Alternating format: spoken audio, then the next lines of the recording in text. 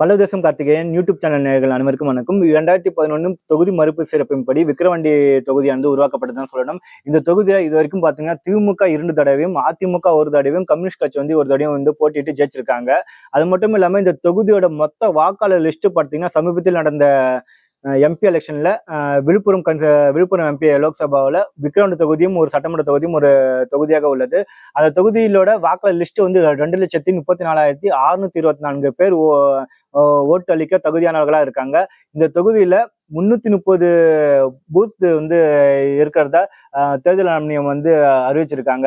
அது மட்டும் இல்லாம இந்த விக்கிரவாண்டி தொகுதியானது 95% கிராமப்புறங்களை கொண்டதாகவும் 5% வந்து நகர்ப்புறங்களை கொண்டதாகவும் இருக்கு.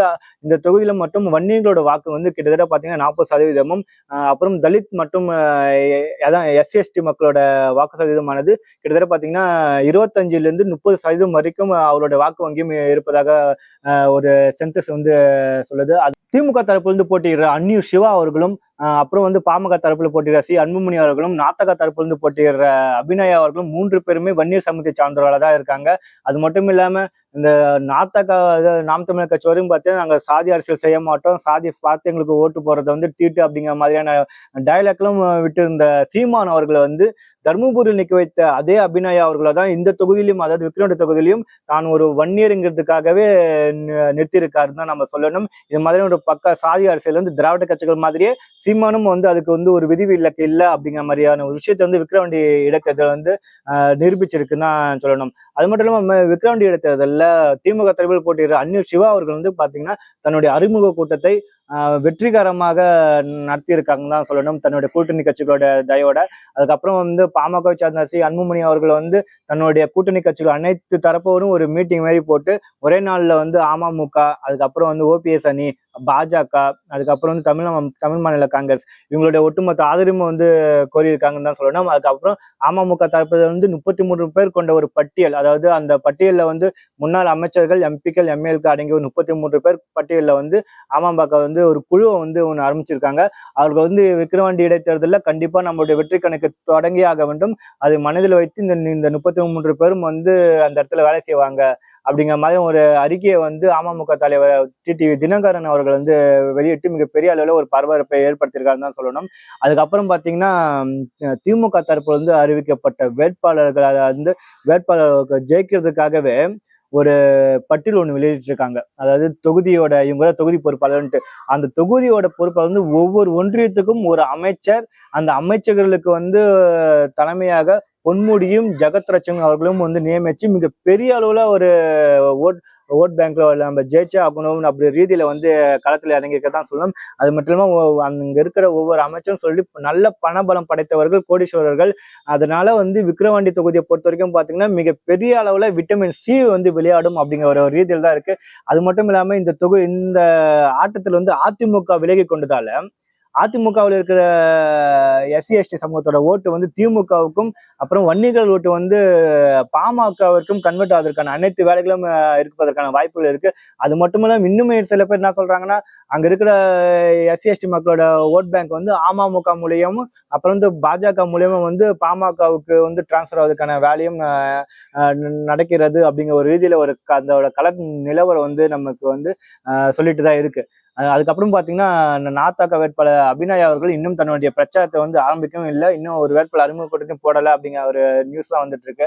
விக்கிரவாண்டி தொகுதியை பொறுத்தவரைக்கும் பாத்தீங்கன்னா 95% வந்து கிராமப்புறங்களை கொண்டதாக இருக்கிறதால பாமகவுக்கு மிகப்பெரிய அளவு ஒரு அட்வான்டேஜான ஒரு தொகுதி தான். அதாவது தர்மபுரி, பெண்ணாகரம், அப்புறம் பாப்பிரெட்டிப்பட்டிலாம் இருக்குங்களே, அந்த தொகுதி மாதிரியே வந்து விக்கிரவாண்டி தொகுதியும் வந்து பாமகவிற்கு ஒரு சாதகமான ஒரு தொகுதி தான். இந்த தொகுதியில கண்டிப்பா பாமக இறங்கி களப்பணி செஞ்சாங்கன்னா அந்த தொகுதியை வந்து வெல்வதற்கான அனைத்து வாய்ப்புகளும் பாமகவிற்கும் இருக்கு.